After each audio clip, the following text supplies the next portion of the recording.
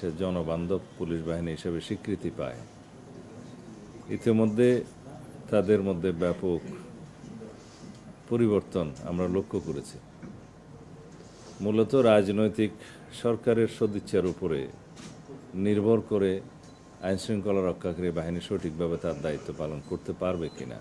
অতীতে যেটা দেখা গিয়েছে ফেসিবাদী সরকারের সময়ে তারা রাজনৈতিকহীন উদ্দেশ্য চরিতার্থ করার জন্য, নিজেদের অবৈধ ক্ষমতাকে দীর্ঘস্থায়ী করার জন্য তারা রাষ্ট্রের সকল বাহিনীকে তারা ব্যবহার করেছে, অপব্যবহার করেছে। আমরা আজকের এই অনুষ্ঠানের মধ্য দিয়ে যারা পুরস্কৃত হয়েছে তাদেরকে অভিনন্দন জানাই। তাদেরকে সম্মাননা পদক দেয়া হবে বিভিন্ন পর্যায়ে। পুলিশ ডেতে আজকে আর্থিক পুরস্কার এবং সনদ আমরা দিলাম। এটা স্বীকৃতি তাদের সারা জীবনের স্বীকৃতি হিসেবে থাকবে। যে দুইটা ঘটনার এখানে বর্ণনা করা হয়েছে, দুইজন ট্রাফিক সার্জেন্ট অত্যন্ত সাহসিকতার সাথে জীবনের ঝুঁকি নিয়ে দুইজন ছিনতাইকারীকে তারা আটক করেছে এবং মালামাল উদ্ধার করেছে। তাতে এটা জাতীয় নিউজে কভার হয়েছে, সোশ্যাল মিডিয়াতেও সেটা কভার হয়েছে।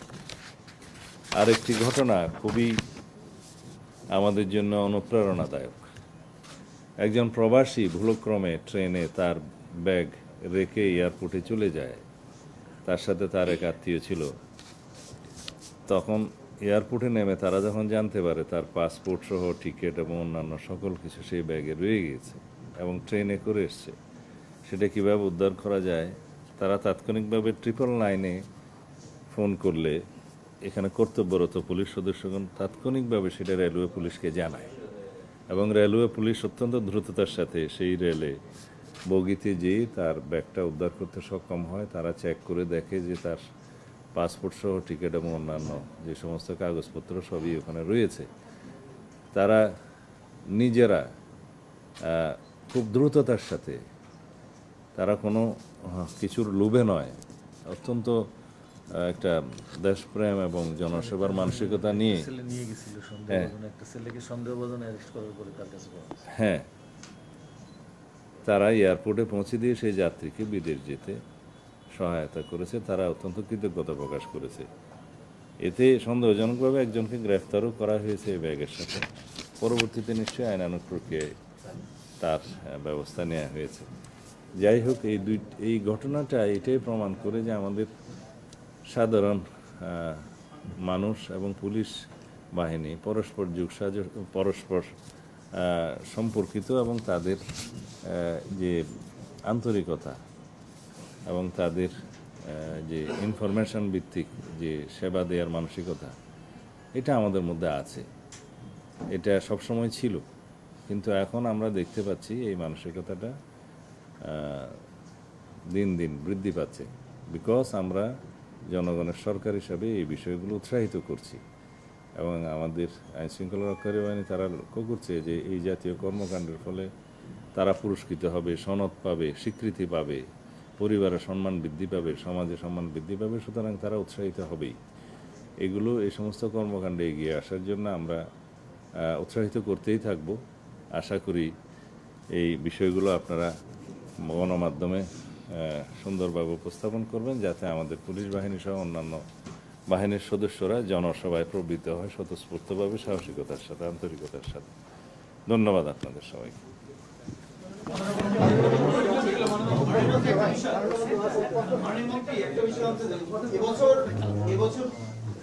যে পুলিশ সপ্তাহে গেল তখন কিন্তু পুলিশ পদক দেয়া হয়নি, এইটার অগ্রগতি সম্পর্কে জানতে চাচ্ছিলাম।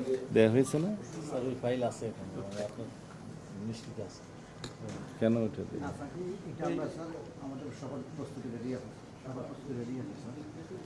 না? এখানে আপনাদের ইনফরমেশনের জন্য জানাই, পুলিশ পদক প্রদানের যে তালিকাটা খুব তাড়াহুড়োর সাথে করা হয়েছিল।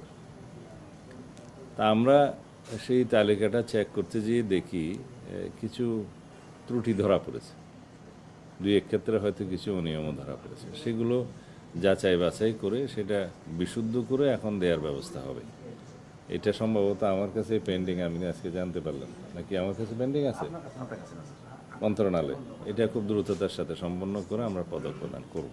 মাননীয় মন্ত্রী, আজকে ভালো কাজের জন্য পুরস্কার দিলেন পুলিশ সদস্যদের, এটা একটা ভালো উদ্যোগ। কিন্তু আমরা দেখতে পাচ্ছি সীমান্ত এলাকায় আইন শৃঙ্খলা বাহিনী এবং রাজনৈতিক ছত্রছায়ায় চোরাচালান অবাধে হচ্ছে, বিশেষ করে সিলেটে হচ্ছে। সিলেটে একজন সিলেট জেলা বিএনপি ক্রীড়া সম্পাদক স্ট্যালিন তানিয়ান, উনি আপনার সঙ্গে সুসম্পর্কের কথা বলে ওই এলাকায় প্রভাব বিস্তার করছে। এই বিষয়ে আপনার কাছে কোনো তথ্য আছে কিনা? আমার কাছে কোনো অভিযোগ এরকম নাই, অভিযোগ যদি থাকে সেটা আমরা খতিয়ে দেখব। মাননীয় 24 তারিখে উত্তরথের দিন একটা আইডি বোমা পাওয়া গেছে, যেটা মতিঝিল মেট্রো স্টেশনের নিচে। আইডি বোমা সম্পর্কে নতুন করে বলার কিছু নেই, কোন কাজে ব্যবহার আপনি জানেন। এবং সনাতন ধর্মাবলম্বীদের এই অনুষ্ঠানের দিন এটা পাওয়া গেছে। এটা নিয়ে স্বরাষ্ট্র মন্ত্রণালয় বিষয়টা খতিয়ে দেখছে কিনা, এবং যেহেতু সনাতন ধর্মাবলম্বীদের অনুষ্ঠান, আপনারা আসলে কিভাবে দেখছেন এই বিষয়টা?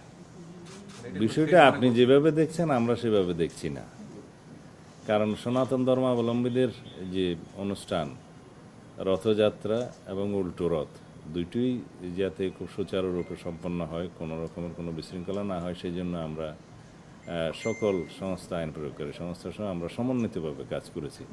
সরকারের গোয়েন্দা সংস্থাগুলো সমন্বিতভাবে কাজ করেছে।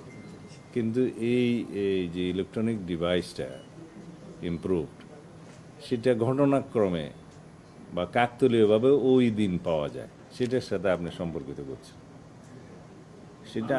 হ্যাঁ, এবং সেটা পাওয়া যায়, এবং আমাদের একজন আনসার সদস্য, একজন কি দুইজন আনসার সদস্য, তাদেরকেও আমরা পুরস্কৃত করব, ইতিমধ্যে বলে দিয়েছি আমরা। সদস্যটা লক্ষ্য করে যে এরকম একটা ছাতার মধ্যে জিনিস পিলারের নিচে আছে এই মেট্রো রেলের, তখন তারা পুলিশ সদস্যদের জানায় কর্মরত, তারা সেটা বেষ্টনী দিয়ে রাখে এবং আমাদের বোম ডিসপোজাল ইউনিট গিয়ে সেটা ডিসপোজ অফ করে। এটা আমাদের সবসময় প্রস্তুতি থাকে, কিন্তু ঘটনাক্রমে এবং সময়টা ওই দিন হওয়াতে আপনি কাকতালীয়ভাবে মিলাচ্ছেন তার সাথে, এটার সাথে কোনো মিল আছে বলে আমি মনে করি না। ঢাকার একটি হোটেলে আমরা দেখলাম যে মার্কিন গোয়েন্দা সংস্থার সাবেক ডিরেক্টরেট অপারেশন তিনি অবস্থান করছেন। আপনারা পররাষ্ট্র মন্ত্রণালয় বলছে তারা কিছু জানে না, আপনাদের গোচরে আছে কিনা, আপনাদের জানিয়ে এসেছেন কিনা, বা তার ফাংশন কি আপনাদের কোনো ধারণা আছে কিনা? পররাষ্ট্র মন্ত্রণালয়কেই জিজ্ঞেস করে, এটা আমি জানার কথা না। কিছুই জানেন না, আপনারা কিছু জানেন কি? তা আমি জানার কথা না। সেরকম কিছু হলে আপনারা পত্রিকায় প্রকাশ করুন, আমরা সেটা তখন বলব। মাননীয় মন্ত্রী মহোদয়, সদ্য সাবেক রাষ্ট্রপতির বিরুদ্ধে বিভিন্ন জায়গায় মিছিল হচ্ছে। এই তো আসছে আসল ঘটনা। তার 17 বছরের বা এর আগের অপরাধের বিচারের জন্য আরেকটি বিষয় অ্যাড করবো। এখানে আমরা দেখতে পেয়েছি এনসিপি নেতা দীর্ঘদিন ধরে সাবেক রাষ্ট্রপতির গ্রেফতারের দাবিতে আন্দোলন করে আসছে। গত দুদিন ধরে তাদের যে সিনিয়র নেতারা রয়েছেন তারা জোরালোভাবে দাবি জানাচ্ছেন এবং তারা বিক্ষোভ মিছিল করছেন। এই বিষয়টি আসলে তাকে গ্রেফতার করা হবে কিনা, আইনে আসলে সুযোগ আছে কিনা? আমি অপেক্ষা করতেছি আরো প্রশ্ন আছে কিনা একসাথে। আইনের সুযোগ আছে। আরেকটি বিষয় জানতে চাচ্ছিলাম যে ফোন আলাপের বিষয় এরপরও আছে না সব একসাথে? তোমার নাই? আচ্ছা, আমাদের মহামান্য রাষ্ট্রপতি পদত্যাগ করেছেন শারীরিক কারণে, তার পদত্যাগপত্রে বিস্তারিত উল্লেখ করেছেন। সেটার বিধান আছে সংবিধানে, তিনি পদত্যাগ করতে চাইলে করতে পারেন, এবং সেটি স্পিকারের, মাননীয় স্পিকারের কাছে করার বিধান সাংবিধানিকভাবে সেখানে করেছেন, তিনি অ্যাকসেপ্ট করেছেন, এবং এখন রাষ্ট্রপতির দায়িত্বভার অস্থায়ীভাবে মাননীয় স্পিকার গ্রহণ করেছেন। এগুলো সবই আইনি কথা। এখন যারা তার বিরুদ্ধে বক্তব্য দিচ্ছে তাদের সেটা অধিকার আছে। আমরা গণ অভ্যুত্থানের পরবর্তী সময়ে কি প্রত্যাশা করি? রাজনৈতিকভাবে মানুষের কথা বলার স্বাধীনতা থাকবে, প্রতিবাদ করার স্বাধীনতা থাকবে, সেটা আছে। বিভিন্ন রাজনৈতিক দল, বিরোধী দলের পক্ষ থেকে এনসিপি এবং অন্যান্যরা তার বিরুদ্ধে কিছু অভিযোগ উত্থাপন করছে, সেটা করতে পারে, কিন্তু আমরা আমলে নেওয়ার মতো কোনো বক্তব্য ওখানে নাই। মহামান্য রাষ্ট্রপতি তার দায়িত্ব পালনকালীন সময়ে স্বৈরাচারের শেষ দিকে ইন্টারিম গভর্নমেন্টের পুরোটা এবং বর্তমান রাজনৈতিক সরকারের এই প্রায় 5-6 মাস এই সময় তিনি সাংবিধানিকভাবে দায়িত্ব পালন করেছেন এবং বিধিবিধান অনুযায়ী করেছেন। আমরা মাননীয় রাষ্ট্রপতির সহযোগিতা পেয়েছি। এখন সেই সময়টায় সংবিধান অনুসারে তিনি প্রিভিলেজড এবং ইমিউনিটি আছে তার, ফৌজদারি অপরাধ ইত্যাদির বিষয়ে কোনো আদালতে মামলা করা যায় না। এর বহির্ভূত কোনো সময়ে যদি কোনো বক্তব্য কেউ দিয়ে থাকে সেটা তাদের স্বাধীনতা আছে, দিতে পারবে। তবে আমরা আমলে নেওয়ার মতো কোনো বিষয় এখানে দেখিনি। সেটার কি কোনো সত্যতা বা গোয়েন্দা সংস্থা পেয়েছে কিনা? কোনটা? এই অভিযোগটা আসছে। এটা আমরা পত্রিকায় দেখেছি। কোনো পত্রিকা এরকম একটা নিউজ দিল, তার কাছে কি তথ্য প্রমাণ আছে তাকে জিজ্ঞেস করতে হয়। আমাদের কাছে সেরকম কোনো তথ্য নেই। আর কথা বলার জন্য লন্ডন যেতে হয় নাকি? আজকালকার ইন্টারনেটের দুনিয়ায় লন্ডন যেয়ে কারোর সাথে কথা বলতে হয় না, তো এটা আমার কাছে অলিক মনে হয়। কথা বলতে চাইলে তো এখান থেকেও বলা যায়। উনি 3 বছর 3 মাস রাষ্ট্রপতি ছিলেন। এর আগে উনি দুদক এবং ব্যাংক এবং ওই যে বিচারপতির পদমর্যাদায় ওই একটা কমিশনের দায়িত্বে ছিলেন, যে বিএনপির বিরুদ্ধে ওই পূর্বের ঘটনা কি তো ওনার প্রিভিলেজ থাকার কথা? সেই সময় দায়িত্ব পালনকালীন সময়ে তার বিরুদ্ধে কি কোনো অভিযোগ কেউ দিয়েছিল? না, দিয়ে থাকলে সেটা তখনকার সময়ে যদি কোনো কিছু রেকর্ড করে থাকে সেটা তখনকার বিষয়, সেটা বিধিবিধান অনুসারে চলবে, আইন অনুসারে চলবে।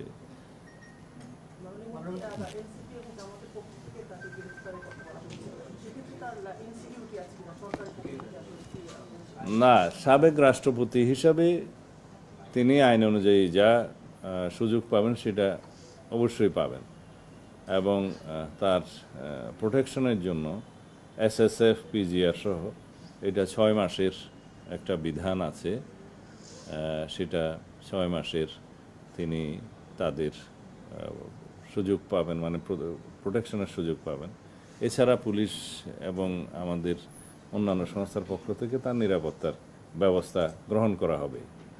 আইনানুগভাবে তিনি যা সুযোগ সুবিধা পাবেন সবই পাবেন। বিরোধী পক্ষকে জিজ্ঞেস করেন কেন চায়। একটা বিষয় জানা ছিল, এলডিপি নেতা বলেছেন 3 নেতা যদি একসাথে হয়, জামাত নেতা, এনসিপি এবং খেলাফত বলছে, সে সরকার এক সপ্তাহ সরকার টিকবে না। এই বক্তব্যটা সরকার কিভাবে দিচ্ছে? ওনার বক্তব্য 1 সপ্তাহ পরে আর কি দেয় অপেক্ষা করি, যখন 1 সপ্তাহ পরে টিকবে না। সব বিষয়ে মন্তব্য করার জন্য লায়ক তিনি না, বাস। হ্যাঁ, তদন্ত হচ্ছে। হ্যাঁ, আপনারা জানেন যে আমরা জোর প্রচেষ্টা চালিয়ে যাচ্ছি। তারা আবার কিছু তথ্য জানতে চেয়েছেন, সেই তথ্যগুলো আমরা পাঠাচ্ছি। না, সেটা তা নয়। প্রথমবার তারা 30 দিনের ভিতরে যে কাগজপত্র চেয়েছিল আমরা 3 দিনের ভিতরে পাঠিয়েছি, সেটা ওখানে শেষ। এরপরে তাদের রয়্যাল কোর্ট, যেটা UAE, তারা আদালত থেকে আর কয়েকটা বিষয় জানতে চেয়েছেন, সেই রিপ্লাইগুলো আমরা দিচ্ছি, 2-1 দিনের ভিতরেই যাবে।